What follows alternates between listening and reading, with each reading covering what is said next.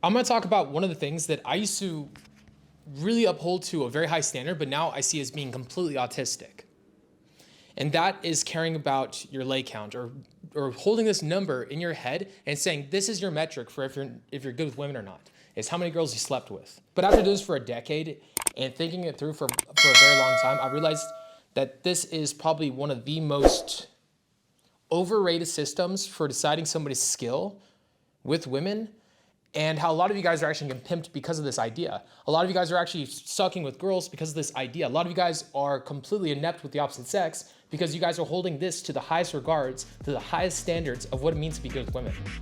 So in this video, I'm gonna tackle why this is the case. Yeah, bitch, I got some buzzes clawing at my fucking stomach. I'm from the shadows, let the gallows. Why would I, somebody that's been doing this for a decade, be so adamant about this being a terrible system, a terrible metric for judging somebody's abilities with women, for somebody's attractiveness to the opposite sex? Why would this be the case? It does make sense, right? A lot of you engineers, you guys are all about numbers and statistics. You guys see a number on a chart, you say, hey, look, this is something that I can graph and something that I can hold tangibly. So why can't I do the same thing with pickup? Why can't I just say, hey, this coach has the most amount of lay count, so he has the best results, so he's probably the best? Why is that not the case? When I first started in the game, I had very low self-esteem, just like anybody that wants to chase and pursue something that is so terrifying as deciding to go out and approach women for a number of years to get good with them. It's a very tough skill set and something it's very scary to do. So when you're coming from such a low place, it's tough to view women as anything other than objects, because to you, imagine you're suffocating, okay? You're underwater and getting drowned. Now, if you're let up, every breath of air would be so valuable in comparison to what it is right now. During this video, you probably didn't even focus on the fact you're breathing. You probably didn't think about it. But somebody that is lacking with the opposite sex, it's every breath is they're breathing like this. They're treating air as if it's this commodity that is so rare, not easily attained. And it is.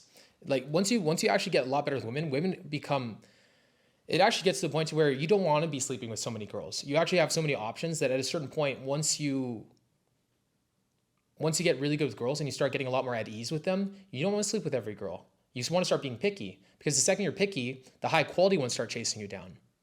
But if you're the kind of guy's gonna fuck every kind of girl or any kind of girl to get this lay count up, this religion in your head up, those high quality women won't be interested in you.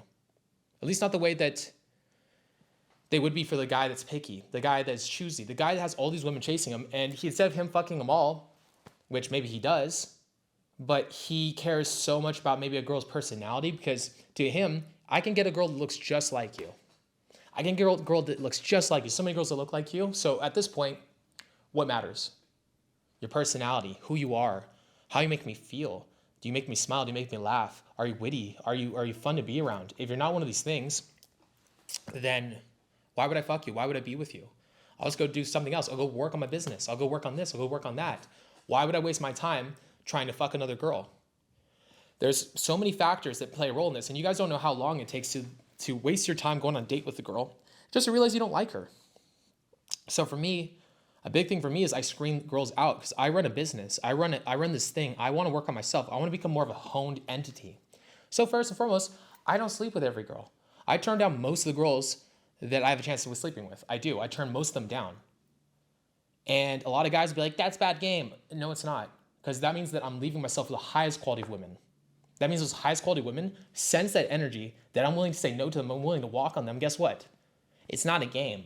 A game is a lot more clairvoyant, it's a lot more obvious.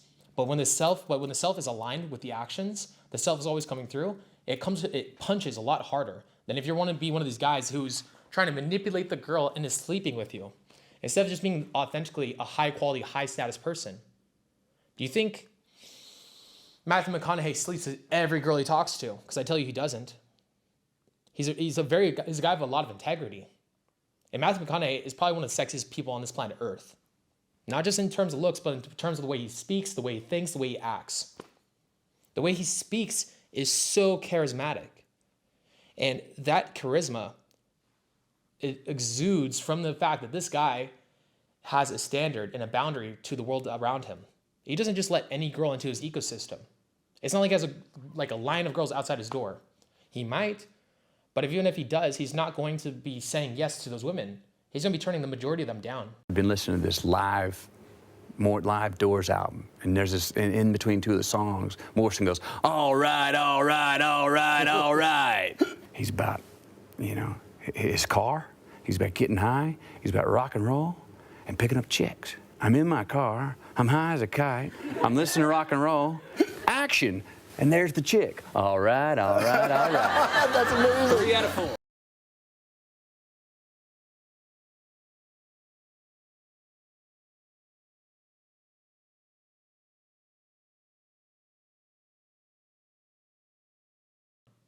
A lot of you guys get to this point where you guys, from where you're at, because you're like, you guys are like fighting for air. You're like, I would take every breath of air. I would fight for it. But at a certain point, when oxygen is here, sometimes I can be like right here. I go, hold my breath. Maybe I can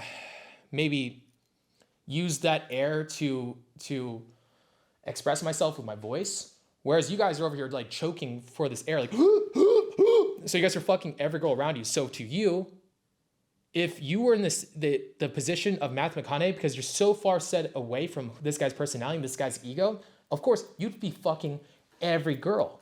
The same way if you were a girl, you'd be fucking every guy. But do girls fuck every guy? No, they don't.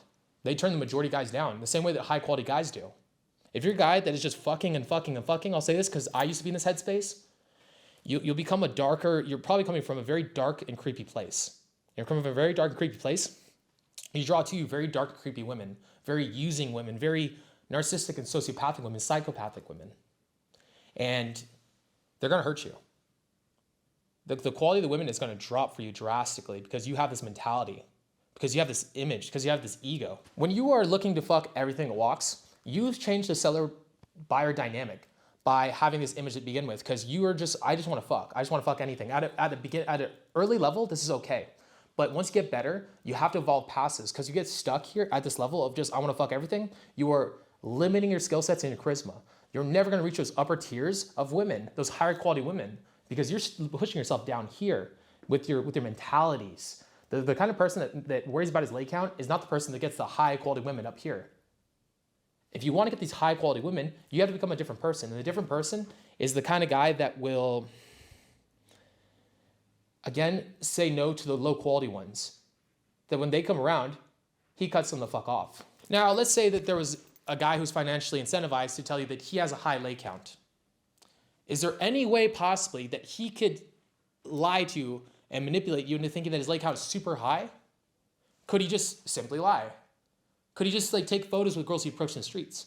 Could he just show you phone numbers? Could he buy hookers? Could he travel to Brazil, where hookers are cheaper, and say that he has a harem of girls, when in all actuality, he's paying them all? No, because there's no possible chance that somebody like this could do this. Let's say, hypothetically, there was once a company that had such a high standard for leg count as being the only metric to tell somebody if they're good with girls, that they started to get girls wasted, plastered, so drunk, and they'd even possibly drug her, so that when they take her back to the place, guess what they do? They could run trains on her. One guy would fuck her, and they'd line up, and they'd fuck her. And this girl would be so plastered out of her mind, she didn't even know what was happening. Is that okay? Does this make this guy a better pickup artist, a better dating coach? Does this make him more charismatic with women? Or does it just make him a creepy guy? Does this make him a fucking loser? Or it's because he would do this night after night. Maybe he'd even coerce his clients into having sex with them, because he's like, I got you this girl, let me have sex with her now. So he'd get his leg count up, because his only metric for success is leg count, because he's a sociopathic narcissist. Does it make his game any better? Or does it make him massively fucking creepy and weird? Is this guy Matthew McConaughey? Is this guy that is lying to his people like this Matthew McConaughey? Or is he a fucking loser? I've known guys in the community, and I mean amazing coaches, like cream of the crop type coaches, who would be pulling a girl, and they would get it on infield, and then what he'd do is, a block away in the taxi, he'd jump out the car so he could get back, so he could keep working with the clients, so that he could keep shooting infield, so that he could keep gaming, because he loves games so much. Does this make him worse at game because he turned down LA? Does it make him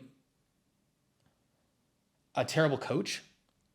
I also know these coaches to sometimes even take a girl home and give them to a client, because they're like, okay, cool, that was fun. Here, I'll give him to this guy because I know this girl wants to have sex. I know my client wants to have sex and needs sex because he needs to start developing abundance. I have plenty of abundance, so he can have the girl. If a coach pulls a girl on a boot camp, when he's supposed to be working with the client, does it make him a better coach? Does it make him a better dating coach? Or does it also make him an asshole? Because it's the client's time. Why are you going to take a girl home while you're on a boot camp? Because your only metric for success is the fact that you have a high lay count. That's bullshit.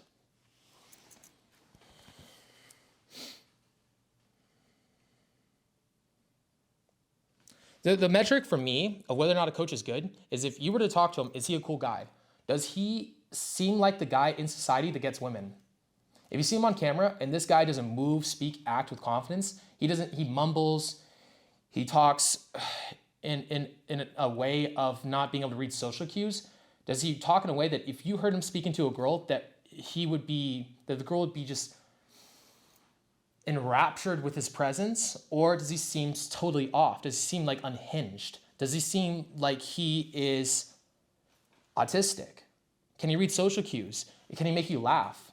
Can he draw boundaries? Can he break rapport with his tone? Is he afraid of what people think about him to such an extent to where it permeates every aspect of him? Is his body coursing with positive emotions or negative emotions? If it's coursing with positive emotions through a lens of masculine energy, not through a lens of like feminine, all over the place ADD energy, whereas it's more present in here, that's a guy that's probably good with girls. Now, on the other hand, if when he talks to girls, he builds rapport with his tone, if he's all over the place, if he's not willing to have tension in a set, chances are he's terrible with the opposite sex. Lay count is a terrible metric for deciding if somebody is good with women. It just is. Because game is so much more multifaceted than a simple number. There's so many different things, and if somebody puts so much effort into just a lay count by itself, I'll say this, the guy's gonna be a fucking loser. And it's not somebody you wanna learn from, because you wanna go with somebody that is capable of getting you to where they are. And if this person isn't where you wanna be, he's gonna drag you down with him. I've seen these guys do this. I've seen these guys get arrested, get put in prison. I've seen them get other people put in prison. I've seen them hurt people a lot, and I'm tired of it. This whole lay count talk is the stupidest fucking thing that's ever come out of the community, and it's causing a lot of trouble because you guys are trying to take a very nuanced idea of what it means to be good with game and trying to simplify it with one number, and it's not that easy. And if you try to make it that easy, it's gonna hurt a lot of people. Now that being said, peace out.